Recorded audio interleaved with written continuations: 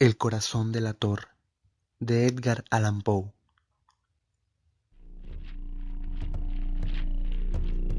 Es cierto, siempre he sido nervioso, muy nervioso, terriblemente nervioso. Pero ¿por qué afirman ustedes que estoy loco? La enfermedad había agudizado mis sentidos en vez de destruirlos o embotarlos, y mi oído era el más agudo de todos. Oía todo lo que puede oírse en la tierra y en el cielo. Muchas cosas oí en el infierno. ¿Cómo puedo estar loco entonces? Escuchen y observen con cuánta cordura, con cuánta tranquilidad les cuento mi historia. Me es imposible decir cómo aquella idea me entró en la cabeza por primera vez. Primero, una vez concebida, me acosó noche y día. Yo no perseguía ningún propósito, ni tampoco estaba colérico. Quería mucho al viejo. Jamás me había hecho nada malo, jamás me insultó. Su dinero no me interesaba. Me parece que fue su ojo. Sí, eso fue. Tenía un ojo semejante al de un buitre, un ojo celeste y velado por una tela. Cada vez que lo clavaba en mí se me helaba la sangre, y así, poco a poco, muy gradualmente, me fui decidiendo a matar al viejo y librarme de aquel ojo para siempre. Presten atención ahora. Ustedes me toman por loco, pero los locos no saben nada. En cambio, si hubieran podido verme, si hubieran podido ver con qué habilidad procedí, con qué cuidado, con qué previsión, con qué disimulo me puse a la obra, jamás fui más amable con el viejo que la semana antes de matarlo.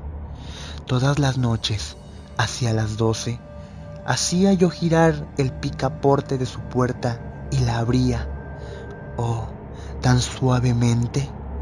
Y entonces, cuando la abertura era lo bastante grande para pasar la cabeza, levantaba una linterna sorda, cerrada, completamente cerrada, de manera que no se viera ninguna luz, y tras ella pasaba la cabeza. Oh, ustedes se hubieran reído al ver cuán astutamente pasaba la cabeza. La movía lentamente, muy, muy lentamente, a fin de no perturbar el sueño del viejo. Me llevaba 1 hora entera introducir completamente la cabeza por la abertura de la puerta, hasta verlo tendido en su cama. ¿Eh? ¿Es que un loco hubiera sido tan prudente como yo? Y entonces, cuando tenía la cabeza completamente dentro del cuarto, abría la linterna cautelosamente. Oh, tan cautelosamente. Sí, cautelosamente iba abriendo la linterna, pues crujían las bisagras. La iba abriendo lo suficiente para que un solo rayo de luz cayera sobre el ojo de buitre. Y esto lo hice durante 7 largas noches. Cada noche, a las 12. Pero siempre encontré el ojo cerrado. Y por eso me era imposible cumplir mi obra, porque no era el viejo quien me irritaba, sino el mal de ojo. Y por la mañana, apenas iniciado el día, entraba sin miedo en su habitación y le hablaba resueltamente, llamándole por su nombre con voz cordial y preguntándole cómo había pasado la noche. Ya ven ustedes que tendría que haber sido un viejo muy astuto para sospechar que todas las noches, justamente a las 12, iba yo a mirarle mientras dormía. Al llegar la 8ª noche, procedí con mayor cautela que de costumbre al abrir la puerta. El minutero de un reloj se mueve con más rapidez de lo que se movía mi mano. Jamás, antes de aquella noche, había sentido el alcance de mis facultades, de mi sagacidad. Apenas lograba contener mi impresión de triunfo, pensar que estaba ahí, abriendo poco a poco la puerta, y que él ni siquiera soñaba con mis secretas intenciones o pensamientos. Me reí entre dientes ante esta idea, y quizá me oyó, porque le sentí moverse repentinamente en la cama, como si se sobresaltara. Ustedes pensarán que me eché hacia atrás, pero no. Su cuarto estaba tan negro como la pez, ya que el viejo cerraba completamente las persianas por miedo a los ladrones. Yo sabía que le era imposible distinguir la abertura de la puerta y seguí empujando suavemente, suavemente.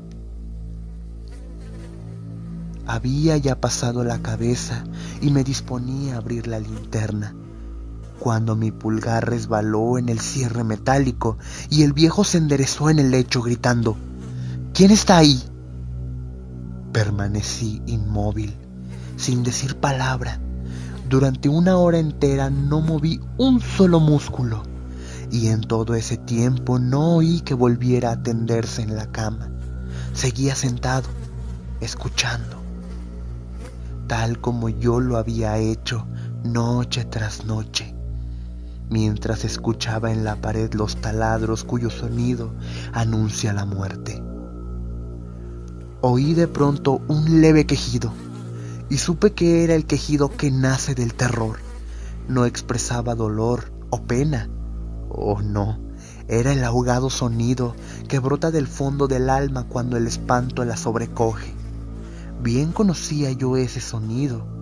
Muchas noches, justamente a las 12, cuando el mundo entero dormía, surgió de mi pecho, abandonando con su espantoso eco los terrores que me enloquecían.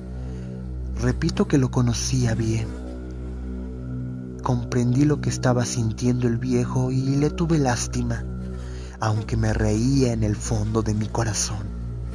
Comprendí que había estado despierto desde el primer leve ruido. Cuando se movió en la cama, había tratado de decirse que aquel ruido no era nada, pero sin conseguirlo, pensaba: no es más que el viento en la chimenea o un grillo que chirrió una sola vez.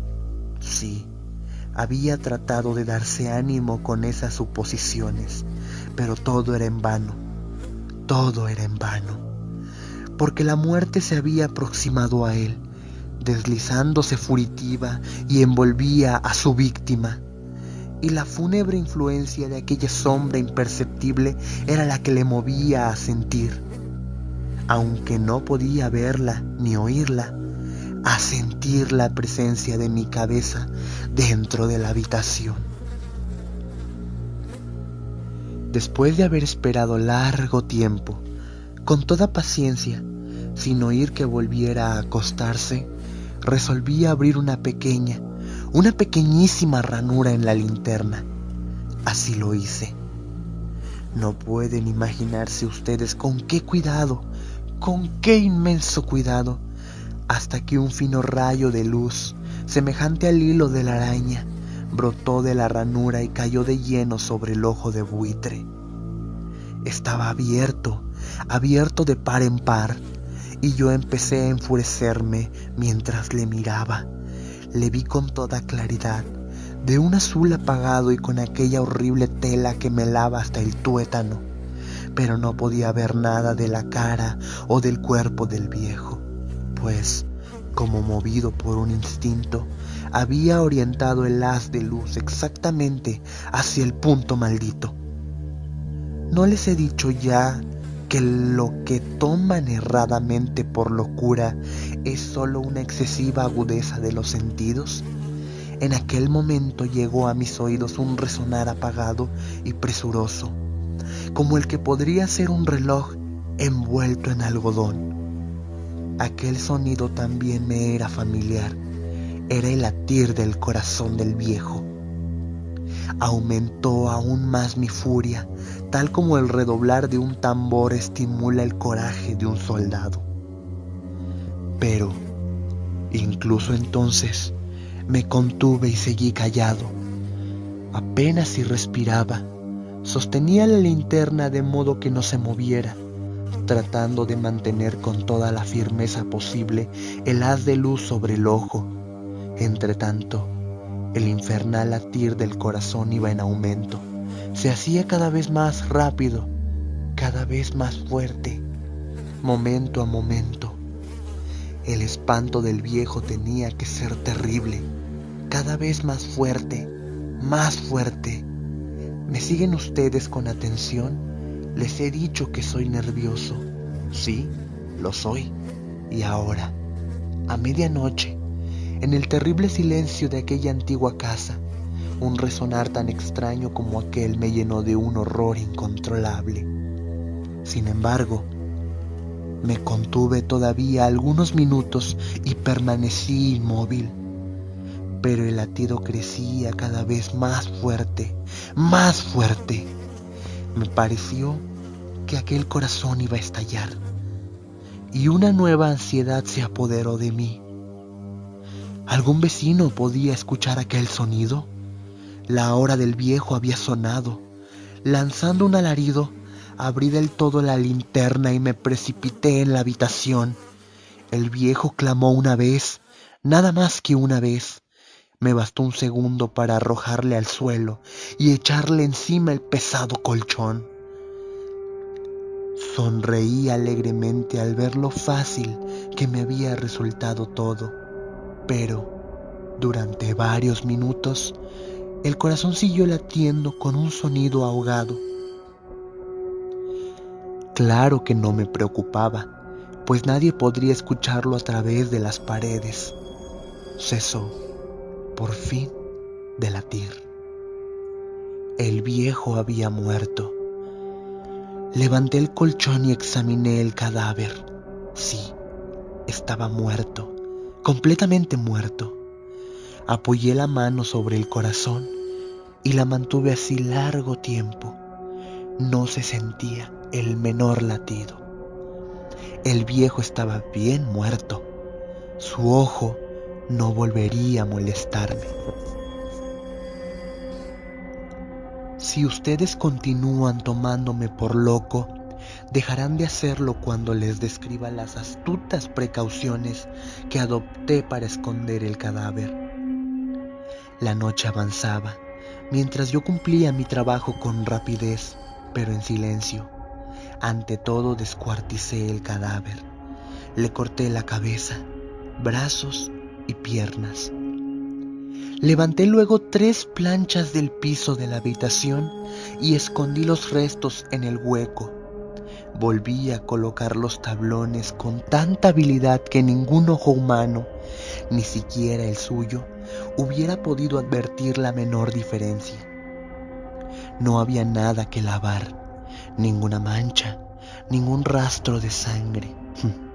Yo era demasiado precavido para eso. Una cuba había recogido todo. Cuando hube terminado mi tarea, eran las 4 de la madrugada, pero seguía tan oscuro como a medianoche. En momentos en que se oían las campanadas de la hora, golpearon a la puerta de la calle. Acudí a abrir con toda tranquilidad, pues, ¿qué podía temer ahora? Hallé a 3 caballeros que se presentaron muy civilmente como oficiales de la policía. Durante la noche, un vecino había escuchado un alarido, por lo cual se sospechaba la posibilidad de algún atentado. Al recibir este informe en el puesto de policía, habían comisionado a los 3 agentes para que registraran el lugar. Sonreí, pues, ¿qué tenía que temer? Di la bienvenida a los oficiales y les expliqué que yo había lanzado aquel grito durante una pesadilla. Les hice saber que el viejo se había ausentado a la campaña Llevé a los visitantes a recorrer la casa y los invité a que revisaran bien. Finalmente, acabé conduciéndolos a la habitación del muerto.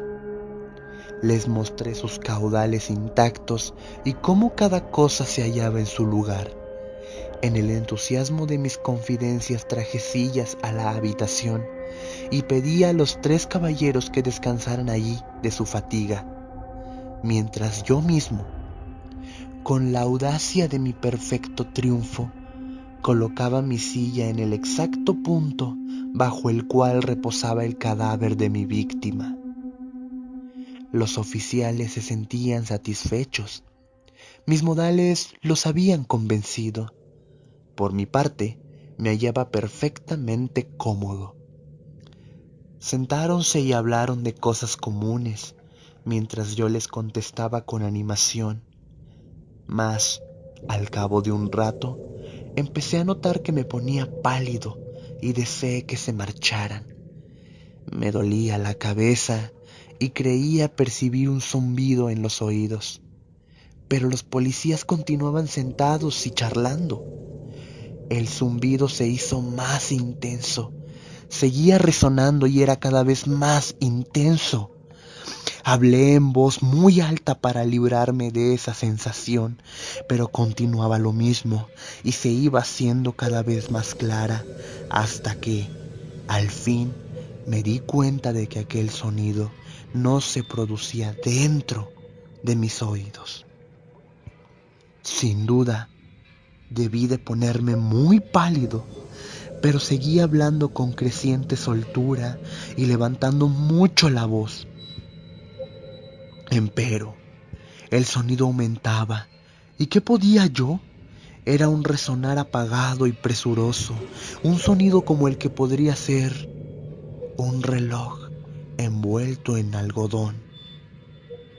Yo jadeaba, tratando de recobrar el aliento y, sin embargo, los policías no habían oído nada. Hablé con mayor rapidez, con vehemencia, pero el sonido crecía continuamente. Me puse en pie y discutí sobre insignificancias en voz muy alta y con violentas gesticulaciones, pero el sonido crecía continuamente. ¿Por qué no se iban? Anduve de un lado a otro, a grandes pasos, como si las observaciones de aquellos hombres me enfurecieran. Pero el sonido crecía continuamente. Oh Dios, ¿qué podía hacer yo? Lancé espumarajos de rabia, maldije, juré, balanceando la silla sobre la cual me había sentado. Raspé con ella las tablas del piso, pero el sonido sobrepujaba a todos los otros y crecía sin cesar. Más alto, más alto, más alto. Y entre tanto los hombres seguían charlando plácidamente y sonriendo. ¿Era posible que no oyeran? Santo Dios, no, no. Claro que oían y que sospechaban. Sabían y se estaban burlando de mi horror.